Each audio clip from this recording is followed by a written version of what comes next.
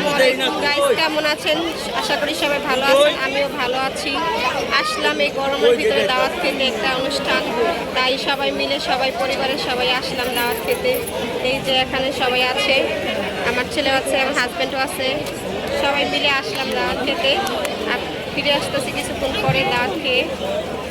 আর দাওয়াত খাইতে আইছি তাদের এই যে বউ আর বর, দেখেন কি সুন্দর করে বসে আছে। এই যে দেখেন কত সুন্দর করে সাজানো হয়েছে। এখানে এই যে অনেক মানুষ দেখেন দাওয়াত খেতে এসে।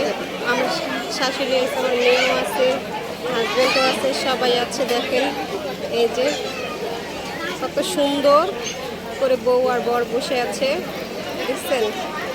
এই যে কত সুন্দর করে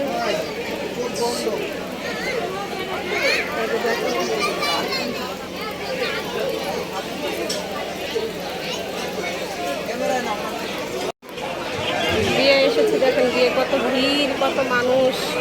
এই গরমের ভিতরে বড় ঈদগাহ মাঠে আয়োজন করা হয়েছে, অনেক সুন্দর করে সবাই খাচ্ছে। এই যে দেখেন এই যে বউ,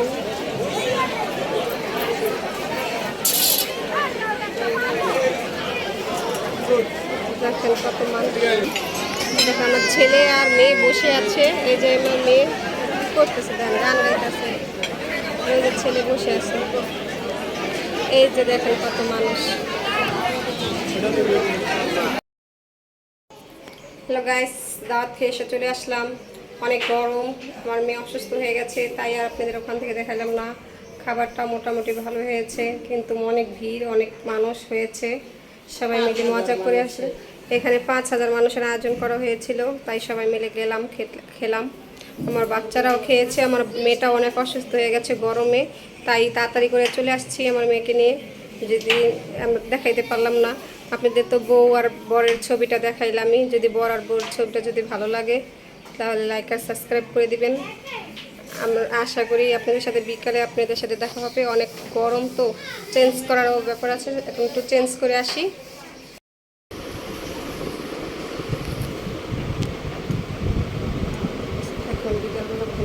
এখন বিকালবেলা ঘুম থেকে উঠছি, একটু বাঙ্গি আছে, বাঙ্গি কাটলাম। এখন সবাই মিলে বাঙ্গিটা খাবো।